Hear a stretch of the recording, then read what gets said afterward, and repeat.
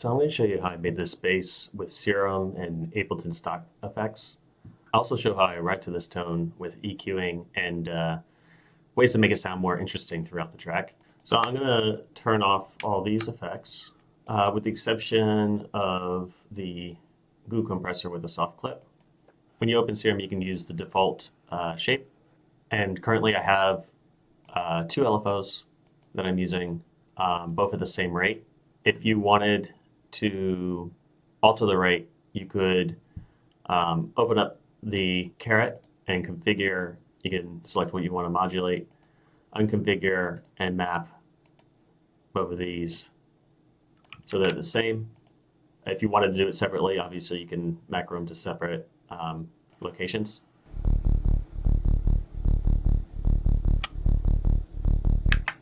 And immediately you can tell the sound difference without the stock plugins. For the LFO1 on this page, I have it set to the level of the oscillator A. I also have it set to a filter. I'm just using a low pass 12.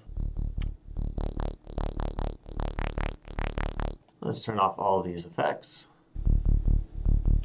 A lot of the ringing you're hearing from the high transients are coming from the downsample and the distortion, which I have set the mix set to LFO2.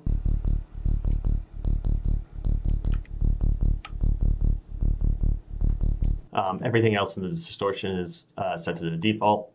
And then for the hyper dimension, all I did was add a little bit of mix, turn it all the way down for the mix and the hyper, but upped it in the dimension, left the size at default.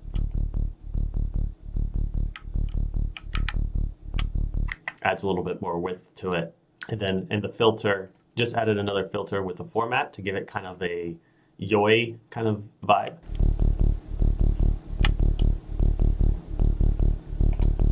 Added a cut up. If you want to add some more like yoiness to it, you can LFO this. So for example, if I did something like that. But if I was going to do that, I would probably not have it set to BPM, so it sounds a little bit more different. It's not like consistently too consistent.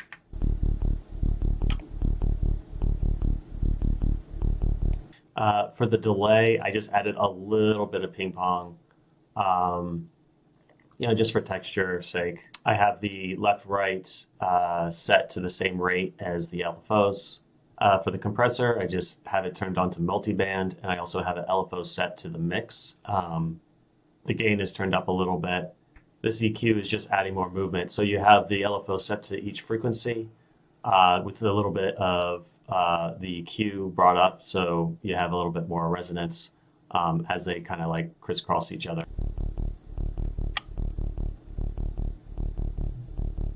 And honestly, that's really it. If you wanted to add a second oscillator and FM it, that's obviously an option if you want to make it sound different. And then what I did is on my master chain, I have total balance and Q, fat filter Q. And then essentially what I do is I just drop an OTT here. And then I mess with the bands, the compressor bands, to raise and lower based off what I want. So this being heavy bass, I have the total balance set to heavy bass, and I just kind of try and keep the curve somewhere around here.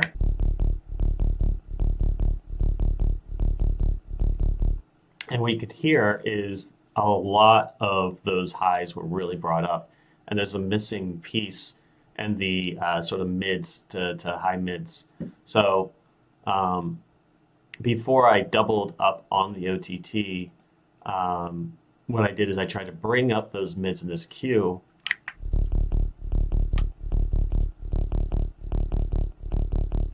And I dropped the sub just slightly so that it would be easier to boost in the master later. And then the ringing for me, in this particular song was a bit too much. So I cut those frequencies of where those transients were peaking.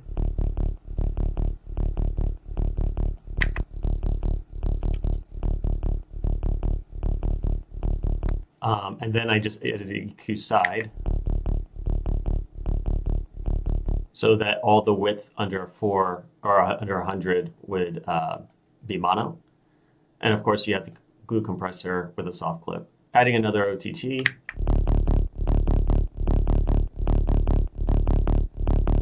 Brought out a little bit more in this area.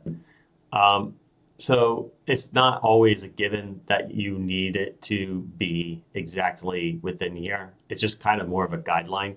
And so that's what I was kind of using. A lot of my other basses might have more, if I was to solo, like for example, you can see that one is like a lot louder, but also filling up this space. It's just a different sound, and like it's going to be balanced off with other instruments sometimes as well.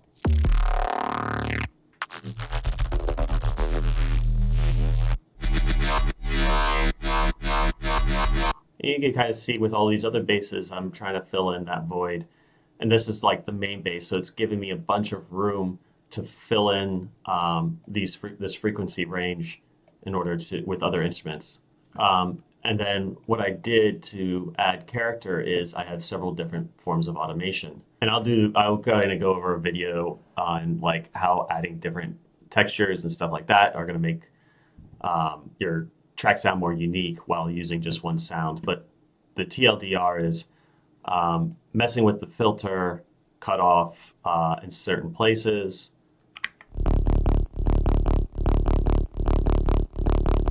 Over here